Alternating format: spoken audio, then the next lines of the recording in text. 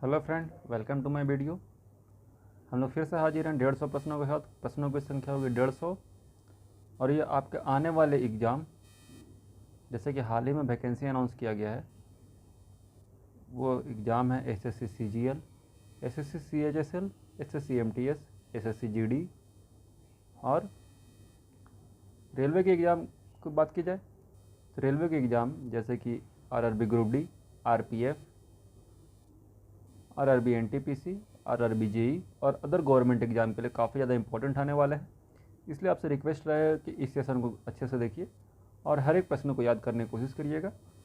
उम्मीद है आपको ये वीडियो पसंद आएगा। हाँ, और एक चीज़ और कि वीडियो को ज़रा भी स्किप मत करिएगा। हो सकता है कि आप जिस क्वेश्चन को स्किप करें वही क्वेश्चन आपके एग्ज़ाम में आ जाए। ठीक है फ्रेंड, चलिए वीडियो को आगे बढ़ाते हैं। तो फ्रेंड, हमारा पहला क्वेश्चन है आज का कि मानव ने सर्वप्रथम किस धातु का प्रयोग किया था। तो इसका जवाब होगा तांबा। अगला सवाल है, अंगूरों की पैदावार के लिए कौन सा शहर प्रसिद्ध है। तो इसका जवाब होगा नासिक, जो कि महाराष्ट्र में स्थित है। आगे बढ़ते अगले क्वेश्चन की तरफ। अगला क्वेश्चन है,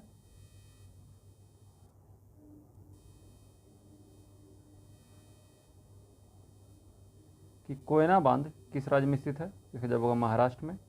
अगला क्वेश्चन है कि शरीफा की फसल कौन से महीने में काटी जाती है। तो इसका जवाब होगा नवंबर के शुरुआत में शरीफा की फसल काटी जाती है। आगे बढ़ते हैं अगला क्वेश्चन,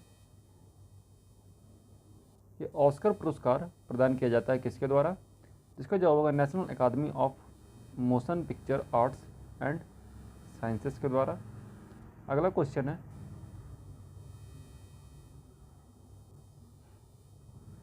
कि ज्ञानपीठ पुरस्कार प्राप्त करने वाला प्रथम हिंदी लेखक कौन थे। तो सुमित्रा नंदन पंत। अगला क्वेश्चन है, सरस्वती सम्मान के प्रथम प्राप्तकर्ता कौन थे, जिनको सरस्वती सम्मान पहली बार मिला था। तो वो थे अमिताभ बच्चन के फादर हरिवंश राय बच्चन। आगे बढ़ते हैं अगले क्वेश्चन की तरफ। अगला क्वेश्चन है कि भारत रत्न से विभूषित प्रथम विभूति कौन है। तो यह डॉक्टर एस राधाकृष्णन। अगला क्वेश्चन है, मरणोपरांत भारत रत्न पुरस्कार से सर्वप्रथम किसे सम्मानित किया गया। तो यह है लाल बहादुर शास्त्री। आगे बढ़ते हैं अगले क्वेश्चन की तरफ। अगला क्वेश्चन है कि भारत रत्न से विभूषित प्रथम विदेशी कौन है। तो वो खान अब्दुल गफ्फार खान। ठीक है, आगे बढ़ते हैं फ्रेंड। तो अगला क्वेश्चन है कि द्वितीय विश्व युद्ध के दौरान जापान पर परमाणु बम कब गिराया गया था। तो पहला परमाणु बम गिराया गया था 6 अगस्त 1945 को। आगे बढ़ते हैं अगले क्वेश्चन की तरफ। हिमसागर एक्सप्रेस किन दो जगहों के बीच चलती है। तो ये जम्मू कश्मीर और कन्याकुमारी के बीच। ठीक है, आपको याद रखना है इस चीज़ को। आगे बढ़ते हैं अगला क्वेश्चन है कि उगते सूरज की भूमि किस देश को कहा जाता है। ये कहा जाता है जापान को। आगे बढ़ते हैं अगले क्वेश्चन की तरफ कि मध्य प्रदेश की राजधानी का नाम क्या है। तो मध्य प्रदेश की राजधानी है भोपाल। अगला क्वेश्चन है कि टोक्यो किस देश की राजधानी है। तो टोक्यो है जापान की राजधानी। आगे बढ़ते हैं अगले क्वेश्चन की तरफ कि विश्व का सबसे बड़ा देश कौन सा है। तो विश्व का सबसे बड़ा देश है रूस। अगला सवाल है कि भारत की मुख्य भूमि का अक्षांश किसके बीच फैला हुआ है। तो 8 डिग्री 4 मिनट उत्तर से 37 डिग्री 6 मिनट उत्तर के बीच फैला हुआ है। आगे बढ़ते हैं अगला सवाल है, अक्टूबर और नवंबर के महीनों में भारी वर्षा कहाँ होती है। तो ये होती है कोरोमंडल तट पे। ठीक है, आगे बढ़ते अगले सवाल की तरफ। अगला सवाल है, चेन्नई में दक्षिण पश्चिम मानसून से अन्य स्थानों की तुलना में कम वर्षा क्यों होती है। ठीक है, तो जवाब इसका है क्योंकि मानसून कोरोमंडल तट के समानांतर चलता है और चेन्नई बहुत गर्म है और वहाँ नमी को संघनित नहीं होने देता है और वे अब तटीय हवाएं हैं जिसके चलते वो बह के निकल जाते हैं। ठीक है, अगला क्वेश्चन है 20 नंबर कि गुवाहाटी से चंडीगढ़ तक मानसूनी बारिशों का क्या रुख है। तो ये हासन ट्रेंड जो है 1 वर्ष में चलता है, वो रुख है। ठीक है, आगे बढ़ते हैं फ्रेंड। अगला सवाल है कि 50 सेंटीमीटर से कम वर्षा वाला क्षेत्र कौन सा है। तो ये है लद्दाख, जहाँ पर बहुत कम बारिश होती है। आगे बढ़ते हैं अगला सवाल है कि कौन सा संगठन भारतीय स्थलाकृतिक मानचित्र बनाता है। तो यह भारतीय सर्वेक्षण विभाग जैसे इंडियन आर्कियोलॉजिकल डिपार्टमेंट भी कहा जाता है। ठीक है, आगे बढ़ते हैं। अगला क्वेश्चन है कि भारत का कौन सा केंद्र शासित प्रदेश ऐसा है कि जिसके 4 जिले हैं लेकिन इसे किसी भी जिले की सीमा किसी अन्य जिले की सीमा से नहीं लगती है? तो यह है पुडुचेरी। पुडुचेरी जो है अलग अलग स्टेट में बटा पड़ा है। ठीक है, आगे बढ़ते हैं। अगला सवाल है कि झीलों के अध्ययन को क्या कहा जाता है? तो झीलों का अध्ययन कहा जाता है लिम्नोलॉजी। अगला सवाल है कि कुल्लू घाटी किसके बीच स्थित है? तो ये धौलाधार और पीर पंजाल के बीच स्थित है। आगे बढ़ते हैं। अगला सवाल है 26 नंबर कि पिपली घाटी दर्रे के किस पहाड़ी के भाग में स्थित है? तो यह अरावली पहाड़ी में स्थित है। अगला सवाल है किस हिमालय चोटी को सागर माथा का भी कहा जाता है? तो माउंट एवरेस्ट कहा जाता है। आपको बताने कि सागर माथा जो है माउंट एवरेस्ट को किस देश में कहा जाता है? ठीक है, कमेंट बॉक्स में इसका जवाब देना है। आगे बढ़ते हैं। अगला सवाल, गॉडविन ऑस्टिन क्या है? तो ये एक चोटी है। अगला सवाल है ग्रेटर हिमालय का दूसरा नाम क्या है? तो ग्रेटर हिमालय का दूसरा नाम है हिमाद्री। आगे बढ़ते हैं। अगला सवाल है कि जो नागा टीपा और महाभारत पर्वत श्रृंखलाओं में शामिल है वो है निम्न हिमालय। ठीक है फ्रेंड, आगे बढ़ते हैं। अगला सवाल है कार्बोरेटर जो है किस इंजन में होता है? तो ये पेट्रोल इंजन में होता है। जो गाड़ी पेट्रोल से चलती है उसमें कार्बोरेटर इंजन यूज होता है। अगला सवाल है कि हाइग्रोमीटर किसे नापने के लिए प्रयोग में लाया जाता है? तो हाइग्रोमीटर जो है वायुमंडल में आर्द्रता नापने के लिए काम में लाया जाता है। आगे बढ़ते हैं 33 नंबर कि बालटोड़ा हिमनद कहाँ स्थित है? तो बालटोड़ा हिमनद जो है काराकोरम पर्वतमाला में स्थित है। अगला सवाल है मॉडर्न हिस्ट्री से कि अस्थायी बंदोबस्त का सिद्धांत किसने दिया था? तो जो अस्थायी बंदोबस्त का सिद्धांत था वो लॉर्ड कॉर्नवालिस के द्वारा बनाया गया था। ठीक है, अगला सवाल है कि हिमानी जिसे ग्लेशियर भी कहा जाता है बर्फ का विशाल पिंड कहाँ है? तो हिमालय पर्वत के श्रेणी के शीर्ष स्थलों पर ये ग्लेशियर होते हैं, मतलब ये सबसे ऊंचाई वाला एरिया होता है, इस एरिया में हिमनद पाए जाते हैं खास करके। अगला सवाल है कि कायांतरित सेल कौन सी सेल है? तो कायांतरित जो है संगमरमर जो है एक टाइप का कायांतरित सेल है। आगे बढ़ते हैं।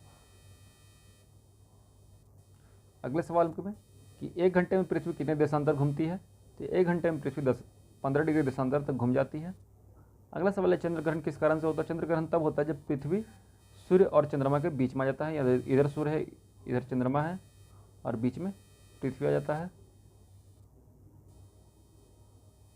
अगले सवाल की तरफ पढ़ते हैं। अगला सवाल है कि ब्रिटिश शासन में किन स्थानों के बीच पहली रेलवे लाइन शुरू की थी? तो ब्रिटिश शासन ने जो पहली रेलवे चलाई थी वो चलाई थी मुंबई से ठाणे के बीच।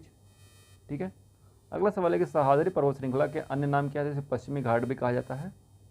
ठीक है फ्रेंड, आगे बढ़ते हैं। अगला क्वेश्चन है कि भारत का सबसे ऊंचा पठार कौन सा है? तो भारत का सबसे ऊंचा पठार है लद्दाख का पठार। ठीक है, याद रखिएगा भारत का पूछा है, वर्ल्ड का नहीं पूछा है। अगला क्वेश्चन है कि बागान कृषि का उत्पादन कौन करता है? तो जो गैर खाद्य फसलें उगाते हैं वो बागान कृषि का उपयोग करते हैं। आगे बढ़ते हैं अगले क्वेश्चन की तरफ। अगला क्वेश्चन है कि भारत में फसलों का क्षेत्रफल कितना है? तो भारत में जो खाद्यान्न फसलों का क्षेत्रफल है वो 60 से 70% है। अगला सवाल है जूट उत्पादन में सर्वाधिक प्रचुर क्षेत्र कौन से हैं? तो जूट उत्पादन जो है सर्वाधिक ज़्यादा मात्रा में पश्चिम बंगाल में होता है।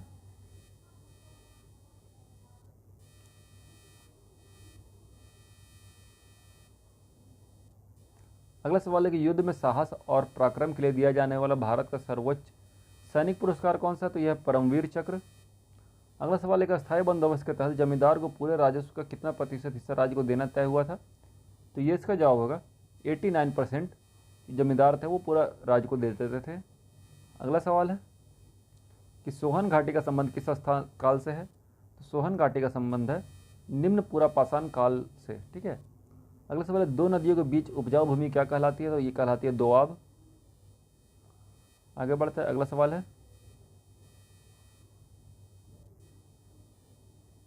कि भारतीय प्रायद्वीप की सबसे लंबी नदी कौन सी है? तो भारतीय प्रायद्वीप की सबसे लंबी नदी है गोदावरी।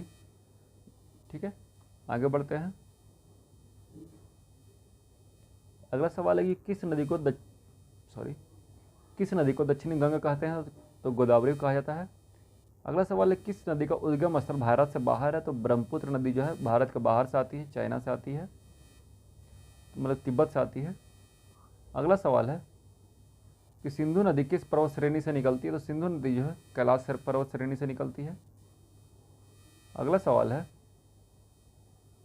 कि हरित क्रांति शब्द का प्रयोग किस उच्च उत्पादन को इंगित करने के लिए किया गया था, तो हरित क्रांति शब्द का प्रयोग किया गया था प्रति हेक्टेयर कृषि उत्पादकता में वृद्धि करने के लिए। अगला सवाल है हरित क्रांति किन राज्यों में सर्वाधिक सफल रही है, तो हरित क्रांति जो पंजाब, हरियाणा और यूपी में काफ़ी मात्रा में सफल रही है। आगे बढ़ते हैं। अगला सवाल कि हरित क्रांति का संबंध किस फसल से, तो हरित क्रांति का फसल है गेहूँ से, फसल का संबंध है गेहूँ से। अगला सवाल है रिक्टर स्केल का निर्माण किसने किया था, तो रिक्टर स्केल का निर्माण किया था चार्ल्स फ्रांसिस रिक्टर ने 1935 में। आगे बढ़ते अगला सवाल की तरफ। अगला सवाल है कि समान भूकंपीय तीव्रता वाले स्थानों को मिलाने वाली रेखा क्या कहलाती है, कहते हैं समभूकंपीय रेखा, ये आइसोसेस्मल लाइन। ठीक है, आगे बढ़ते हैं अगले सवाल की तरफ। अगला सवाल है भारत को कितने भूकंपीय क्षेत्रों में विभाजित किया गया है, तो भारत को 4 भूकंपीय क्षेत्रों में विभाजित किया गया है, 2, 3, 4 और 5। ठीक है, अगला सवाल है कि संसार का सर्वोच्च ज्वालामुखी पर्वत कौन सा है, तो यह कोटोपेक्सी जो इक्वाडोर में स्थित है। ठीक है, आगे बढ़ते हैं फ्रेंड। अगला सवाल है कि संसार का सबसे ऊंचा जलप्रपात कौन सा है, संसार का सबसे ऊंचा जलप्रपात है एंजिल जलप्रपात जो कि वेनेजुएला में स्थित है। अगला सवाल है कि ज्वार भाटा के कारण समुद्री जलस्तर में उत्पन्न अंतर को क्या कहते हैं, इसे कहा जाता है ज्वारीय परिसर या फिर टाइडल रेंज। ठीक है, आगे बढ़ते हैं। अगला सवाल कि सूर्य के प्रकाश की सहायता से शरीर में किस विटामिन का निर्माण होता है, तो सूर्य के प्रकाश की सहायता से हमारे शरीर में विटामिन डी का निर्माण होता है। अगला सवाल है कि हेली पुच्छल तारा, इसे हेली कॉमेट भी कहते हैं, प्रति कितने वर्ष बाद दिखाई देता है, तो ये 76 वर्षों पर नजर आता है। अगला सवाल है किन तरंगों के माध्यम से चमगादड़ यानी कि बैट्स रात में सुरक्षित उड़ पाती है, तो यह पराश्रव्य तरंगे जिसे हम लोग अल्ट्रासोनिक वेव भी कहा जाता है। आगे बढ़ते हैं कि HIV विषाणु से कौन सा रोग होता है, तो HIV एक बैक्टीरिया विषाणु का नाम है, वायरस का नाम है, जिससे एड्स नामक बीमारी होता है। अगला सवाल है रक्त का थक्का जमाने में कौन सा विटामिन सहायक होता है, तो यह विटामिन के।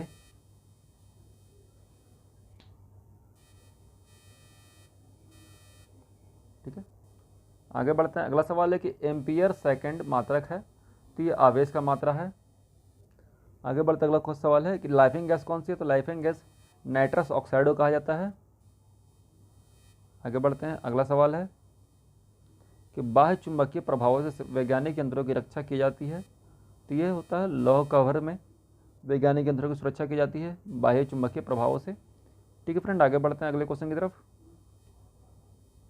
तो अगला सवाल है कि परमाणु बिजली घरों में किस प्रकार की न्यूक्लियर अभिक्रिया होती है, तो ये न्यूक्लियर संलयन की अभिक्रिया होती है। ठीक है, आगे बढ़ते हैं। अगला सवाल कि गैसों के दाब को ज्ञात करने वाला यंत्र क्या कहलाता है, तो ये कहलाता है मैनोमीटर। ठीक है, आगे बढ़ता है अगला सवाल की तरफ। अगला सवाल है कि विश्व का सबसे लंबा रेल मार्ग कौन सा है, तो विश्व का सबसे लंबा रेल मार्ग है ट्रांस साइबेरियन रूट जो कि 10,260 किलोमीटर लंबा है। अगला सवाल है कि भारत का प्रथम ISO प्रमाण पत्र वाला बैंक है, तो यह कैनरा बैंक जिसको स्थापना है 1 जुलाई 1906 में। ठीक है, आगे बढ़ते हैं कि प्रथम बैंक जिसने 1946 ईस्वी में ही भारत से बाहर लंदन में अपनी शाखा खोल ली थी, तो यह बैंक ऑफ इंडिया 7 सितंबर 1906 को इन्होंने इंडिया से बाहर 7 सितंबर 1906 को इनकी स्थापना हुई थी। ठीक है, आगे बढ़ते हैं। अगला सवाल है कि HYV कार्यक्रम को भारत में और क्या कहा जाता है, इसे कहा जाता है नई कृषि नीति। आगे बढ़ते हैं फ्रेंड अगले सवाल की तरफ। अगला सवाल है कि भारत में किस राज्य को चावल का कटोरा कहा जाता है, तो ये कहा जाता है आंध्र प्रदेश को।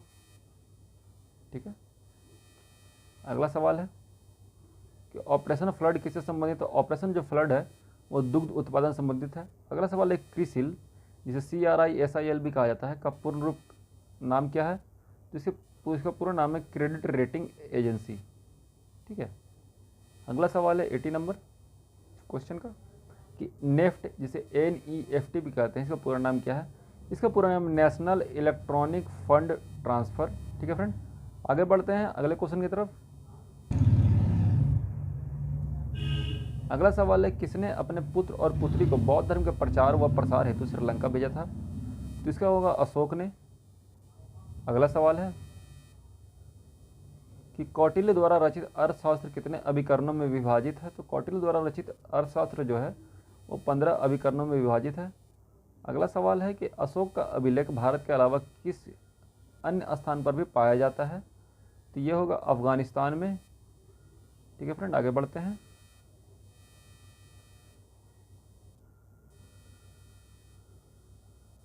अगला सवाल है, किस शिलालेख में अशोक ने घोषणा की कि सभी मनुष्य मेरे बच्चे हैं? यह अशोक के प्रथम शिलालेख में इसका उल्लेख किया गया है। अगला सवाल है, किस स्थान से अशोक के शिलालेख के लिए पत्थर लिया जाता था? तो ये चुनार नाम की जगह से। आगे बढ़ते हैं अगला सवाल, किस महीने में मौर्यों को राजकोषीय वर्ष आरंभ होता था? तो आषाढ़ में, यानी कि जुलाई में उनका राजकोषीय वर्ष शुरू होता था, जिसमें जैसे हम लोग का जो फाइनेंशियल ईयर होता है वो 1 अप्रैल से शुरू होता है। ठीक है, वैसे इनका आषाढ़ यानी हिंदी महीने से आषाढ़, इंग्लिश महीने से जुलाई में शुरू होता था। अगला सवाल है,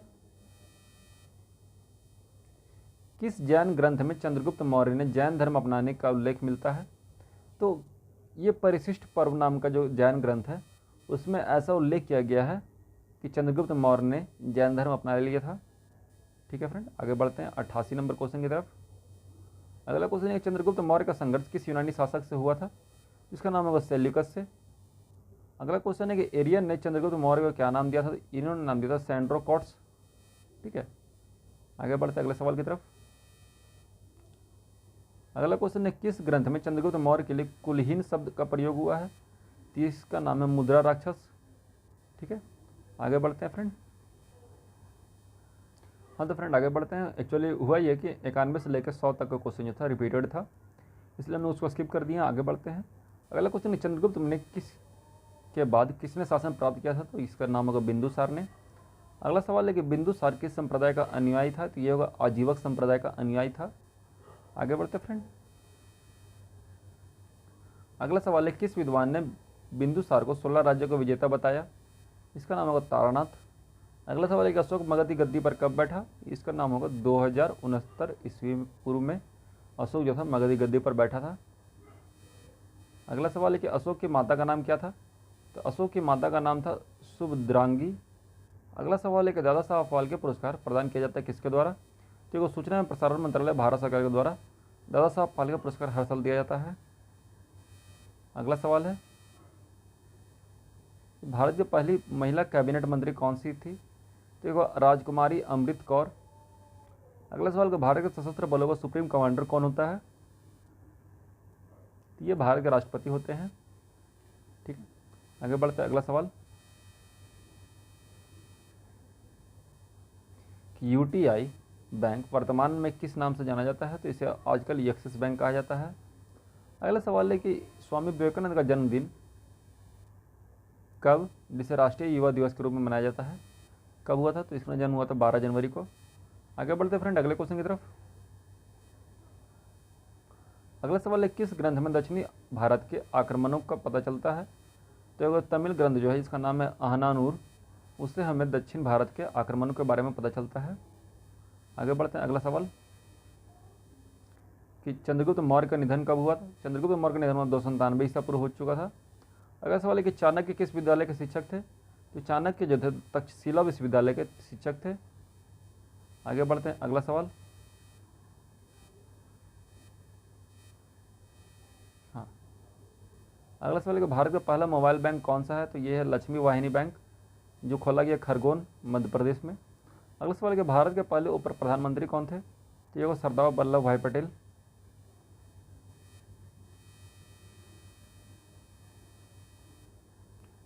अगला सवाल है कि प्रोफेसर अमर्त्य सेन ने को किस वर्ष अर्थशास्त्र का नोबेल पुरस्कार प्रदान किया गया है? तो 1988 में प्रदान किया गया है। अगला सवाल है कि विश्व आयरन एंड स्टील लिमिटेड कहाँ स्थित है? तो इसका नाम होगा भद्रावती में स्थित है। आगे बढ़ते हैं फ्रेंड। अगला सवाल है कि भारत की सिलिकॉन वैली कहाँ स्थित है? ये होगा बेंगलोर। अगला सवाल है कि आंध्र प्रदेश का अनंतपुर जिला किस लिए प्रसिद्ध है? तो ये होगा नाम होगा गोल्डन के लिए फेमस है। ठीक है, आगे बढ़ते हैं कि स्वतंत्रता प्राप्ति के बाद विकसित पहला बंदरगाह कौन सा था? तो स्वतंत्रता प्राप्ति के पश्चात जिसे विकसित किया गया था वो पहला बंदरगाह था कांडला।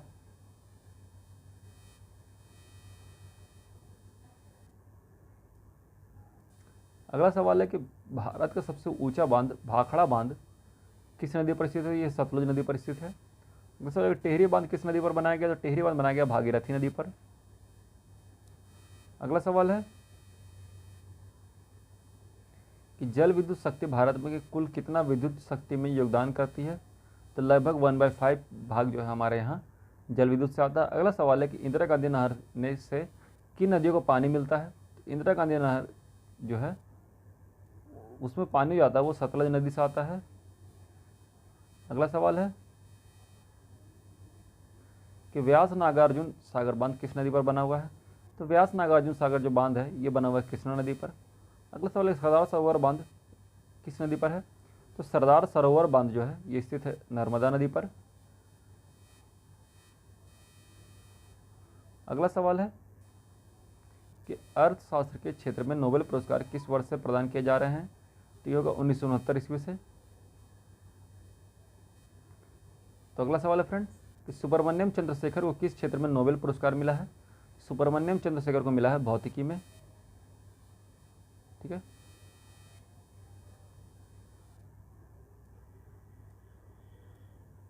आगे बढ़ते हैं कि एशियाई नोबेल पुरस्कार के नाम से किससे जाना जाता है? तो इसे जाना जाता है रमन मैग्सेसे पुरस्कार जो है उसे एशियाई नोबेल पुरस्कार भी कहा जाता है। अगला सवाल है कि भारत के संसद के में कौन कौन से अंग होते हैं? तो इनमें एक अंग है राष्ट्रपति और लोकसभा, साथ में राज्यसभा। अगला सवाल है कि संविधान के प्रारूप समिति के अध्यक्ष कौन थे? ये थे डॉक्टर भीमराव अंबेडकर। अगला सवाल है कि चंद्रगुप्त के बाद किसने शासन प्राप्त किया? तो चंद्रगुप्त के बाद शासन प्राप्त किया था बिंदुसार ने। यहाँ पे क्वेश्चन कुछ रिपीटेड है फ्रेंड, उसको हम स्किप कर दे रहे हैं।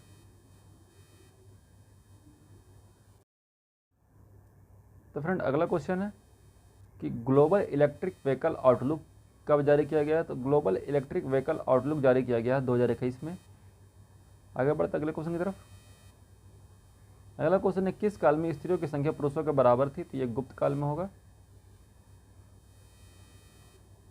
अगला सवाल है कि गुप्त काल में औषधि शास्त्र का प्रमुख विद्वान कौन था? तो यह होगा बागभट्ट। अगला सवाल है कि गुप्तकालीन अर्थव्यवस्था का प्रमुख विशेषता क्या थी? तो उद्योग धंधे और कृषि को प्रोत्साहन दिया जाता था यहाँ पर। आगे बढ़ते हैं कि चंद्रगुप्त द्वितीय ने कब विक्रमादित्य की उपाधि धारण की? तो चंद्रगुप्त द्वितीय ने उपाधि धारण की थी शकों के उन्मूलन के बाद। शकों को खत्म करने के बाद उन्होंने चंद्रगुप्त द्वितीय की उपाधि धारण से विक्रमादित्य की उपाधि धारण कर ली थी। अगला सवाल चंद्रगुप्त मौर्य के प्रधानमंत्री कौन था? तो यह वो कौटिल्य। अगला सवाल है 47 नंबर कि चरक और नागार्जुन किसके दरबार के शोभा थे? तो ये चंद्रगुप्त मौर्य की। आगे बढ़ते अगले सवाल की तरफ। 48 नंबर 148 खाद्य मूल्य सूचकांक फूड प्राइस इंडेक्स किस साल उच्चतम स्तर पर पहुंचा था? ये को 2014। अगला सवाल है राष्ट्रीय विज्ञान दिवस कब मनाया जाता है? तो राष्ट्रीय विज्ञान दिवस मनाया जाता है 28 फरवरी को। और आज का आखिरी सवाल है कि भारत में रविदास जयंती कब मनाई जाती है? तो भारत में रविदास जयंती मनाई जाती है 27 फरवरी को। तो फ्रेंड आज के क्वेश्चन में हम लोगों ने 140 प्लस क्वेश्चन को देखा है। ठीक है, 150 नहीं है, 140 प्लस ही है।